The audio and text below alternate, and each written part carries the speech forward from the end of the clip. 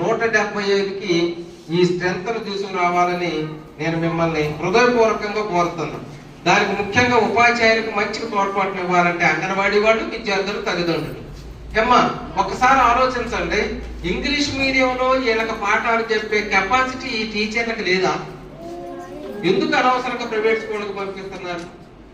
Private school పిల్లవాళ్ళు ఏ విధంగా చదువుతున్నారో చూడండి, ఈ స్కూల్లో చదివే పిల్లల వాళ్ళు ఎలా చదువుతున్నారు అనేది పక్క పక్కన చూసి చదివించండి. మీరు వాళ్ళు ఇంగ్లీష్లో ఎలా చదువుతున్నారు, వీళ్ళు ఇంగ్లీష్లో ఎలా చదువుతున్నారు అనేది చూడండి ఒకసారి.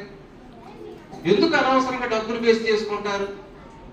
ఇది ఆ ప్రైవేట్ స్కూళ్ళకు పంపించే తల్లిదండ్రులకు కాస్త జ్ఞానోదయం అయ్యే విధంగా చెప్పి ఈ పాఠశాలలో మీరు జాయిన్ చేయడం కోసం ముఖ్యంగా విద్యార్థుల తల్లిదండ్రులు దీని మీద కాన్సన్ట్రేషన్ చేయాల్సిన అవసరం ఉంది. వారికి అంగన్వాడీ వాళ్ళు కూడా ఇచ్చేస్తే ఈ సంవత్సరం బడిబాటలో ఎన్టీఆర్ నగర్ లో ఎన్రోల్మెంట్ అనేది ఈ స్థాయికి వచ్చింది, ఎంత పెరుగుదల ఉంది అనే పర్సంటేజ్ జిల్లా స్థాయిలో మారుమోగే విధంగా మీరంతా కూడా కృషి చేయాలి. ఇదేదో మిమ్మల్ని మభ్య పెట్టడం కాదు, ఆ రేంజ్ లో చదువుతున్నారు మీ పిల్లలు. మొన్న ఈ మధ్య కాంపిటీషన్ పెడితే ఎన్టీఆర్ నగర్కే మొత్తం ప్రైజులు వచ్చేసినాయి టాలెంట్ టెస్ట్ లో, క్విజ్ కాంపిటీషన్ లో. కాబట్టి మీరు మంచిగా, మామూలుగా అది క్యాచ్మెంట్ ఏరియా చాలా ఎక్కువ ఉంది, ఈ ఏరియాలో పిల్లలు మొత్తం వస్తే దాదాపు 300-350 మంది పిల్లలు అవుతారు తెలుసా.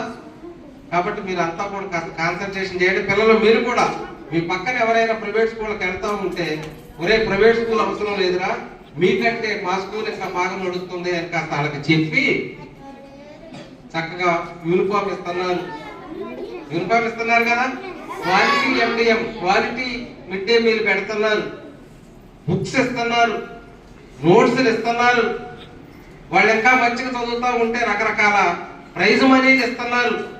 వీటన్నిటిని కూడా చక్కగా సద్వినియోగం చేసుకొని చక్కగా మీ పిల్లలు చదివించుకోవాలని మనస్ఫూర్తి కోరుకుంటూ, మంచి స్టాఫ్ ఉన్నారు, పదే చెబుతున్నా, మంచి హెడ్ మాస్టర్ ఉన్నారు, మంచి స్టాఫ్ ఉన్నారు.